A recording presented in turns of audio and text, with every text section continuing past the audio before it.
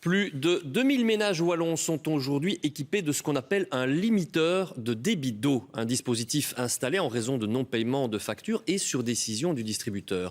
Mais son fonctionnement est très critiqué en raison de l'inconfort qu'il provoque. Imaginez qu'il faut parfois presque 10 minutes pour remplir une casserole d'eau. Et pour certains, c'est un manque de respect de la dignité humaine. Alors concrètement, comment vit-on dans de telles conditions ? Reportage de Benjamin Braun.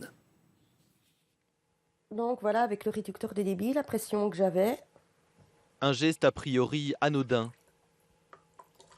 Pas pour cette maman qui a connu la vie quotidienne privée du libre accès à l'eau de distribution.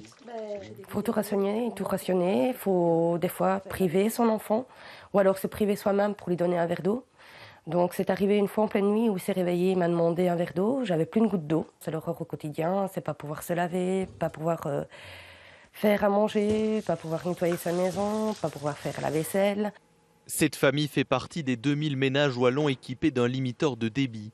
Cette petite pastille qui réduit la pression dans le circuit et rend la vie particulièrement difficile. Un cycle d'une heure, ça prend plus ou moins 7 heures, 8 heures. Un réducteur d'eau, c'est comme s'il n'y avait pas d'eau, tout qu'on fait. Donc voilà. C'est la misère. Donc on est obligé de faire comme les arrière-grand-mères faisaient dans le temps. Aller laver ses vêtements à la fontaine ou à la lavandière. Le règne de la débrouille. Alors que la France interdit aux distributeurs d'exclure un client, en Wallonie, le débat est toujours en cours. Et pour le secteur associatif, il faut abolir la pratique.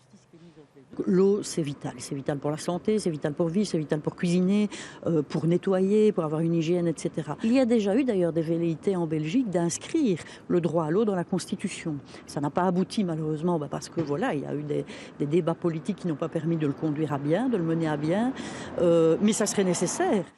Le goutte à goutte au bout du robinet, un simple verre d'eau, est pour certains bien trop cher. On le sait peu, mais en région wallonne, l'eau n'est toujours pas considérée comme un bien de première nécessité.